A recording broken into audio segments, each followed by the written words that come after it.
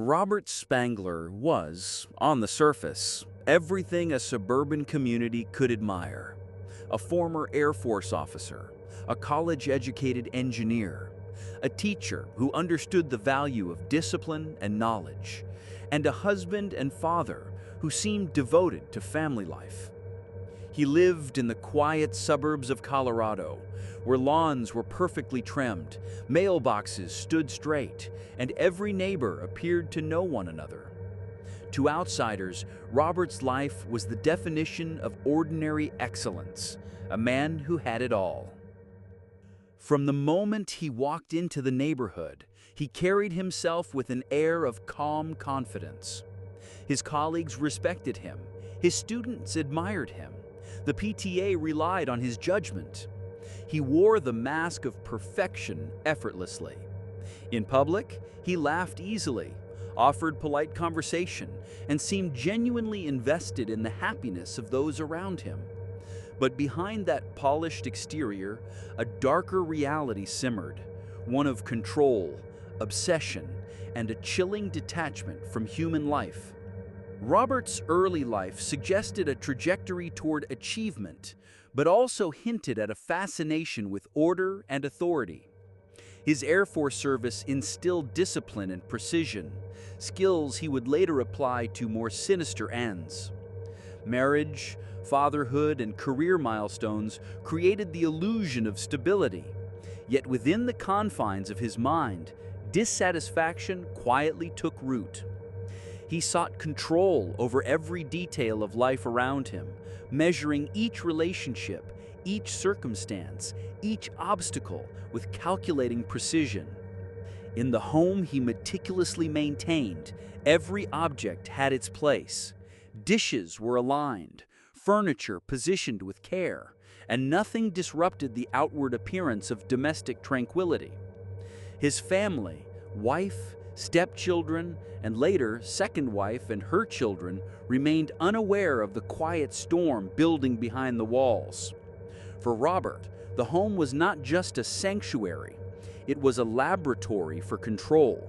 Every action, every interaction, every decision could be manipulated to suit his desires. Neighbors noticed nothing.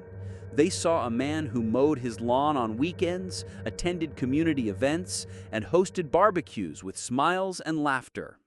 Inside, Robert cataloged their trust, learning which relationships could be exploited, which alliances could be bent, and which secrets could be weaponized. He maintained appearances with meticulous care, masking the growing tension and the dark impulses that would eventually erupt. Psychologists studying Robert would later describe him as a master manipulator, charming, intelligent, and deeply calculating. He had a remarkable ability to compartmentalize his life, isolating his dark urges from the face he presented to the world. To his neighbors, friends, and colleagues, he was a model citizen. To himself, he was an architect of control, orchestrating events and shaping outcomes with precision. By the late 1970s, Robert Spangler's dissatisfaction with ordinary life had evolved into obsession. He had everything a man could desire on the surface. Yet beneath that perfect life, a dangerous compulsion festered. The seeds of murder were quietly planted in the suburban soil, invisible to those around him.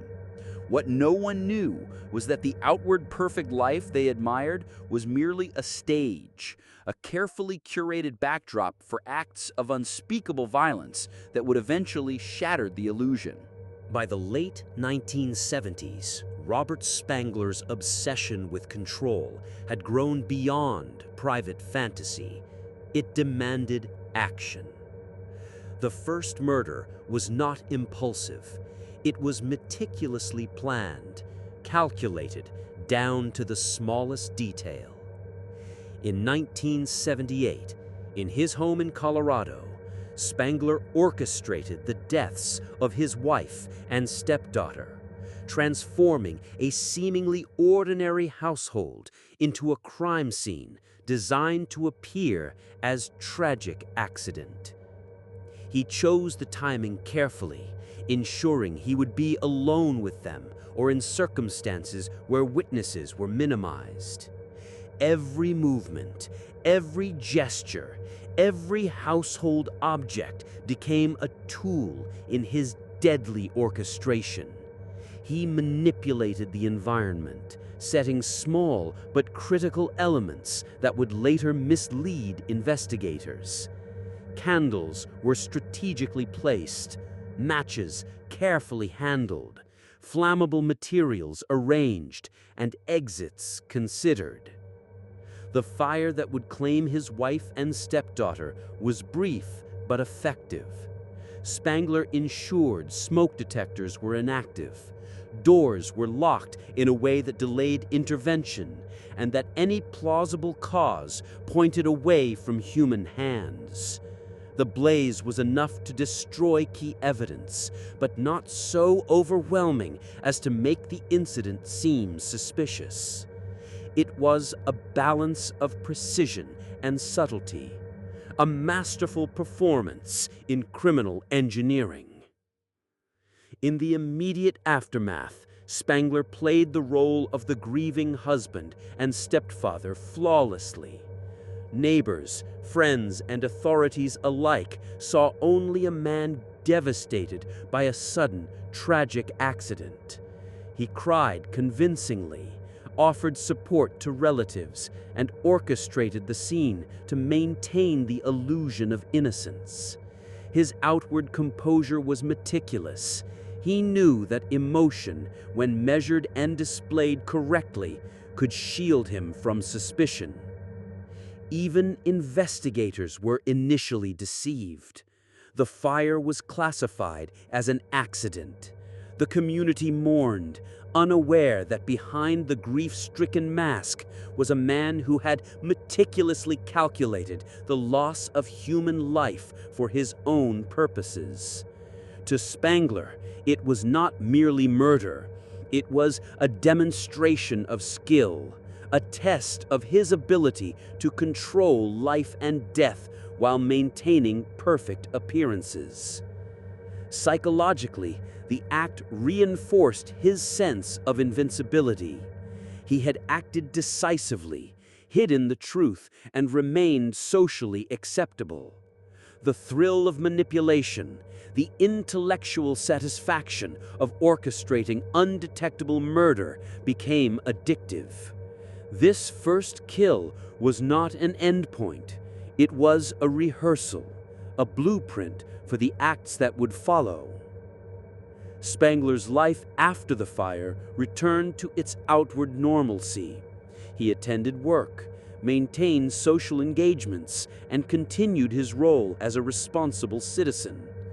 But the internal landscape had shifted. The boundaries between fantasy and reality had collapsed, leaving him emboldened, unrestrained, and increasingly confident that he could evade detection.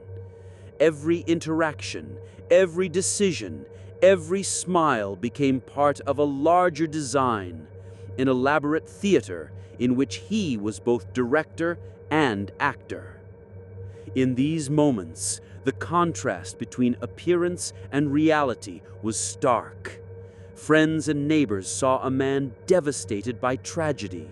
Robert Spangler saw a man demonstrating mastery over life, death, and perception itself. The suburban paradise he inhabited was simultaneously stage and laboratory. His crimes hidden in plain sight behind the veneer of respectability. After the first murders, Robert Spangler returned to life as if nothing had changed. To the outside world, he remained the devoted husband, attentive stepfather, and respected professional. But beneath the suburban facade, his life had transformed into a web of deception, calculated manipulation, and escalating obsession with control. Spangler's ability to compartmentalize became his greatest weapon. He maintained a flawless public persona while privately planning and fantasizing about future crimes. He observed his neighbors and colleagues, cataloging habits, routines, and vulnerabilities. Every relationship became a potential tool or a potential obstacle, each requiring management, manipulation, or, when necessary, removal. His second marriage in the 1980s offered him a renewed stage. With the new family came new dynamics: stepchildren to monitor, a spouse to influence, and the appearance of a stable, happy home to maintain. Spangler's manipulations became more subtle and psychologically sophisticated. He learned to exploit trust, to charm with precision, and to cloak his obsessions under the guise of affection and normalcy. Suspicious incidents began to emerge in small, almost imperceptible ways. Fires that were narrowly contained, accidents that seemed minor but conveniently eliminated obstacles or inconvenienced potential witnesses. Each was a test of his ability to orchestrate chaos while remaining unseen. Neighbors noticed nothing, or if they did, it was dismissed as coincidence. The pattern, however, was clear to Spangler. The thrill of control, of invisibly reshaping reality, was intoxicating. Within the household, tension simmered beneath the surface. Spangler subtly influenced decisions, isolated individuals, and created an environment where he could assert dominance without overt violence, at least not yet. His stepchildren became pawns in his psychological games, manipulated through fear, affection, and carefully measured attention. His second wife remained unaware of the darkness lurking behind his charm, yet she too would eventually become a target of his obsession with control. Professional life provided a parallel arena for his manipulations. At work, he maintained an impeccable reputation, leveraging respect and authority to hide personal failures and dark tendencies. Colleagues admired his intelligence and problem-solving skills, unaware that the same precision applied to corporate or classroom challenges was mirrored in his deadly personal life. Spangler's dual existence thrived on secrecy. Each act of deception reinforced his confidence. Each carefully concealed lie strengthened his belief in his own invincibility.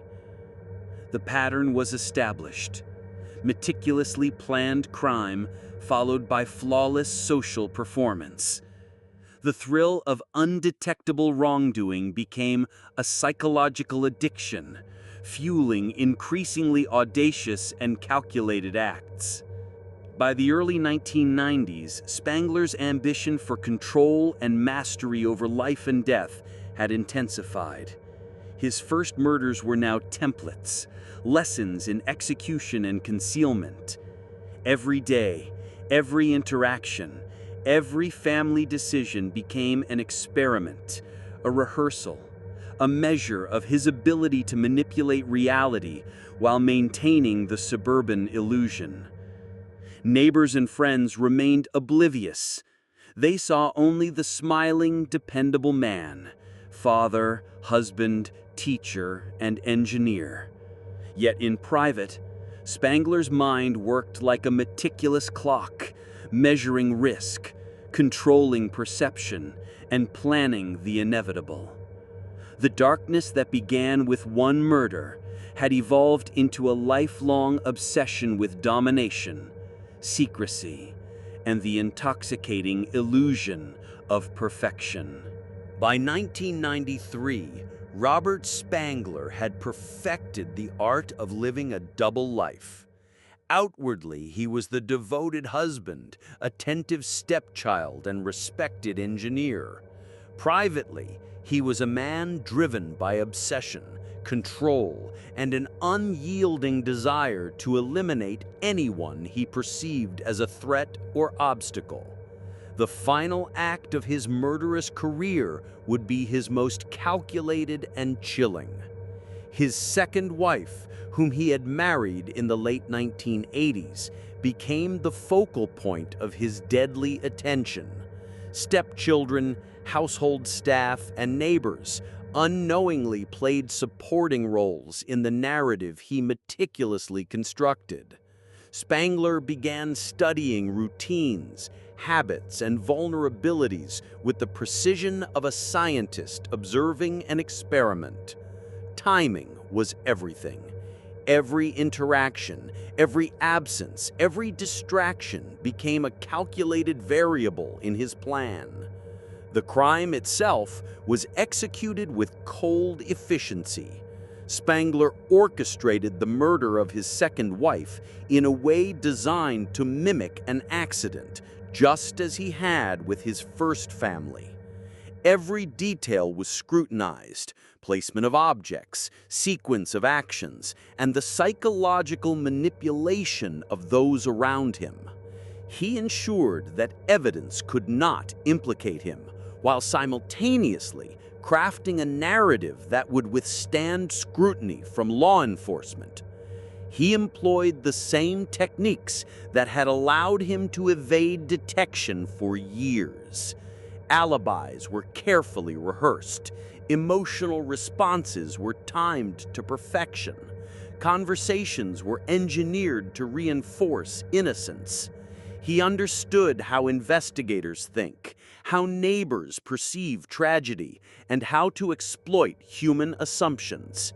Each action was deliberate, each reaction calculated, each moment a step in a choreographed performance of deception. In the aftermath, Spangler maintained the appearance of grief and normalcy.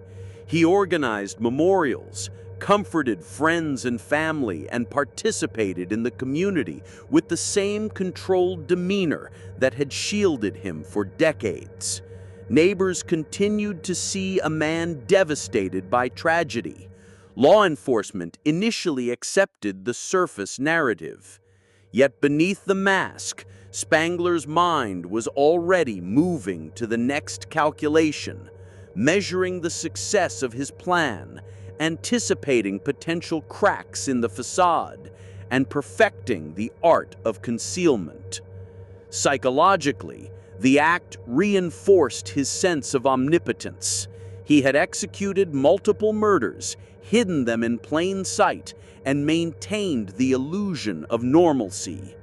Each success deepened his addiction to control, manipulation, and secrecy. The thrill of undetectable power was intoxicating, and Spangler reveled in it. However, the final crime would ultimately be his undoing. Investigators connecting seemingly isolated incidents across decades began to see a pattern, a trail of suspicious deaths, inconsistencies, and carefully concealed violence that all pointed back to him. The careful architecture of his life was beginning to collapse under the weight of scrutiny. Evidence, once obscured by meticulous planning, now revealed cracks. Witness statements, accidental discoveries, and forensic breakthroughs slowly converged. For decades, Robert Spangler had moved through life like a ghost in plain sight. The perfect husband, the respected engineer, the model father. His outward persona was immaculate. But beneath the surface, a string of murders, deception, and manipulation had been meticulously concealed. By the late 1990s, the threads of his carefully woven life began to unravel. Investigators, initially treating each death as isolated incidents or tragic accidents, started connecting the dots. Patterns emerged. Similarities in the accidents, unusual circumstances surrounding the deaths, and subtle inconsistencies in Spangler's accounts. Each detail, once unnoticed, now formed a chain pointing inexorably to him. The breakthrough came when forensic techniques and diligent detective work intersected with the historical record. Death certificates were re-examined. Evidence that had been obscured in the past was rediscovered. Investigators noticed the same calculated elements: the fires, the staged accidents, the carefully controlled environments, all hallmarks of a single orchestrator. As the investigation intensified, the full scope of Robert Spangler's crimes became horrifyingly clear. He had systematically eliminated those he viewed as obstacles, all while maintaining the facade of an upstanding, law-abiding citizen. His life was a masterclass in concealment. Public charm, meticulous planning, and psychological manipulation had shielded him for decades. Community members who had once admired him were shocked. Neighbors recalled smiles, barbecues, and PTA meetings, the outwardly perfect life they had trusted, now cast in a chilling new light. Psychologists and criminologists studying the case were struck by the depth of his duplicity. Spangler had embodied a rare and terrifying form of criminal intelligence, a man who could simultaneously nurture and destroy, charm and kill, live normally, and commit unspeakable acts. Spangler eventually confessed, revealing the methods, the planning, and the cold rationality behind each act. His confessions illuminated not just the mechanics of his crimes, but the psychology driving them. A craving for control, a fascination with life and death, and a profound detachment from the value of human life. He had lived undetected for decades, a phantom shaping reality around him. The legacy of Robert Spangler is chilling and complex. He forces society to confront uncomfortable truths, that evil can thrive in plain sight, hidden behind charm, normalcy, and trust. His crimes reveal the terrifying possibility that those we think we know best may harbor darkness, and that appearances, even in the most idyllic communities, can be deadly deceptive. As the case closed, investigators, psychologists, and the public were left grappling with questions that have no easy answers. How did a man capable of such calculated murder remain undetected for so long? How could charm and intelligence be weaponized to conceal violence so effectively? Robert Spangler's story remains a cautionary tale, a stark reminder that the line between ordinary life and calculated evil is often thinner than we imagine. If you enjoyed today's video, we thank you very much. Please like and subscribe to Rare Breed Chronicles. And let's dive into another story that defies the ordinary.